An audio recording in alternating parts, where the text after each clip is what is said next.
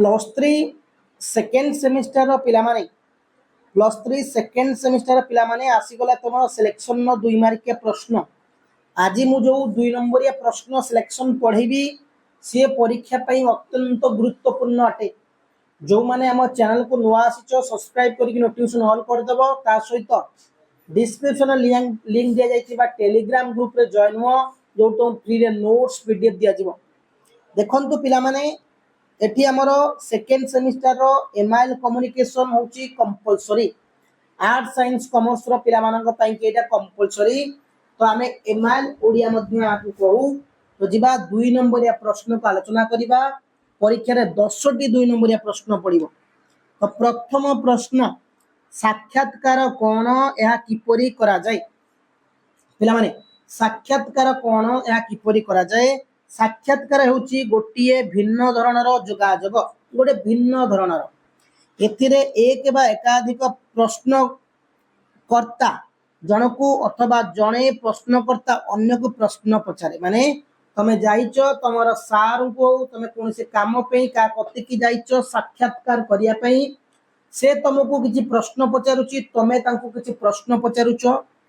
प्रत्यक्ष परोक्ष होउछंती साक्षात्कार दुईटी प्रमुख अंश प्रत्यक्ष एवं परोक्ष।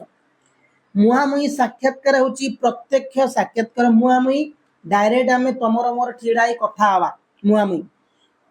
बेले बेले कहा सहित प्रत्यक्ष साक्षात्कार करा जाय न परिले टेलीफोन मध्ये जोगाजोग कराय थे। यदि आमे डायरेक्ट जाय कि आमे कथावार्ता न होई परिबा टेलीफोन द्वारा मध्ये आमे साक्षात्कार होई परिबा।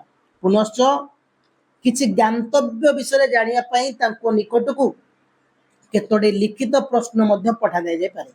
ए धरण साक्षात्कार होची परोक्ष। परोक्ष माने आमे टेलीफोन माध्यम रहू चिट्ठी माध्यम रहू परोक्ष। प्रत्यक्ष कोन हला ना डायरेक्ट जाय कि आमे कथा आबा मु छिडा आइ जे तमे मते आसी किछि पचारिन हला देन तमे मते कमेंट करू जेडा परोक्ष साक्षात्कार हे गला।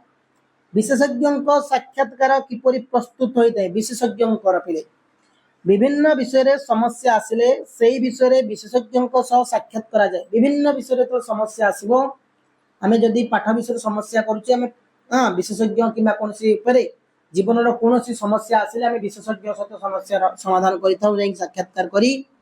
शिक्षा समस्या रो अभिज्ञ शिक्षाविद भाषा समस्या रे प्रवीण भाषाविद अर्थनैतिक समस्या रे विशिष्ट अर्थनीतिज्ञ विज्ञान प्रजुक्ति विद्या जनित समस्या रे ए विषय रे अभिज्ञ मानक सहित परामर्श पई एई परि साक्षात्कार समस्या रो ए विषय रो अभिज्ञ मानक सहित परामर्श पई स्टूडियो रे तांको अति शिष्ट भाव रे गोटिए परे गोटिए प्रश्न पचरा जायते। संतोषजनक उत्तर न पाइले विब्रत न होई पुणी थरे तांको ठार उत्तर आदाय करिया पड़े। नि होची विशेष साक्षात्कार। हमें काको डाकिचे कोनोसी विशेषज्ञ को तांको कोतर किछि नबा कोनोसी अर्थनैतिक होंतु शिक्षाविद होंतु सेटा हमें कहबा। सौजन्यमूलक साक्षात्कार कोन ना कोनोसी कर्म क्षेत्र रे कोनोसी पदस्थ कर्मचारी कोनोसी कर्म क्षेत्र रे कोनोसी पदस्थ कर्मचारी नूतन भावे जोग देले ताको सौजन्यमूलक भाव रे नूतन भाव रे जोग देले ताको हमें सौजन्य मूल भाव रे साक्षात करी अभिनंदन और शुभेच्छा प्रभृति ज्ञापन करा जाय।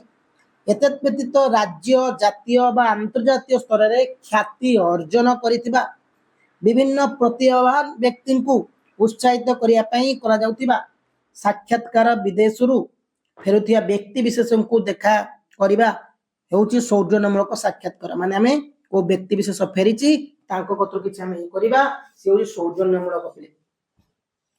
सारस्वत साक्षात्कार कोन पिले माने ना कवि साहित्यिक लेखक कवि हे गले साहित्यिक लेखक हे गले नाट्यकार हे गले कथाकार हे गले पिले समालोचक हे गले प्रभृति साहित्यर विभिन्न विभाग रे लेखनी चलन करथिबा कृति साहित्यिक मानक सहित ए प्रकार साक्षात्कार करा जाय।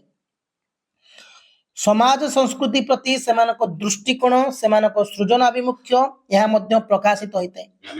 द्वितीयतः एई परि साक्षात्कार फल सेमानक कृतित्व परवर्ती लेखकों प्रति सेमाने सारस्वत माने साहित्यिक नाट्यकार लेखक होला संगठित बा योजनाबद्ध पूर्वरु कोनोसी योजना करिके हमें जाकी कथा आबा एई परि साक्षात्कार योजना प्रस्तुत होई अनुष्ठित होइतै।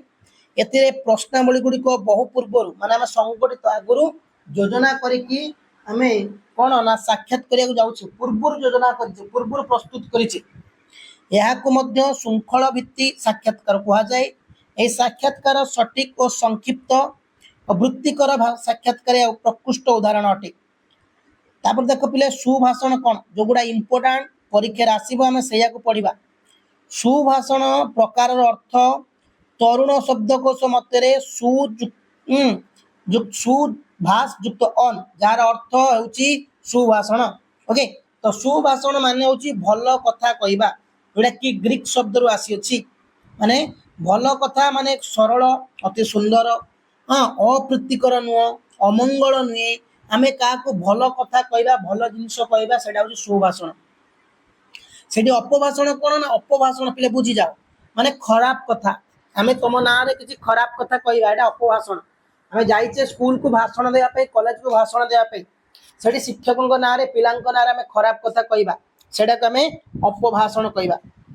तापर प्रश्न होची साक्षात्कार केते प्रकार कोन कोन मु तो प्रथम में कहली साक्षात्कार को दुई बार विभक्त करा जायछि। साक्षात्कार होची प्रत्यक्ष साक्षात्कार परोक्ष साक्षात्कार। परोक्ष साक्षात्कार कोन ना बेले बेले कहा सहित प्रत्यक्ष साक्षात्कार करा जा न परले हम जदि डायरेक्ट कहा सहित कथा न होई परिबा कोनोसी विषय तांको मंतव्य जानिया पे हम टेलीफोन सहायता लेता पुनः निकट को ज्ञातव्य विषय किसी प्रश्न भी पठाई था चिठी हो जो तुम किसी जानवर अच्छे दिल्ली जन कथरे तुम भेट कर फोन कॉल द्वारा सहित कथा भी परोक्ष सॉरी परोक्ष गला। ओके तो पिला आज क्लास में एति प्रश्न आलोचना करबा इंपोर्टेंट प्रश्न थिला। तो चैनल को नुआ सब्सक्राइब कर लेबे जो माने हम टेलीग्राम ग्रुप पे जॉइन है डिस्क्रिप्शन लिंक में जॉइन हो जिवो। थैंक यू पिला माने जय हिंद।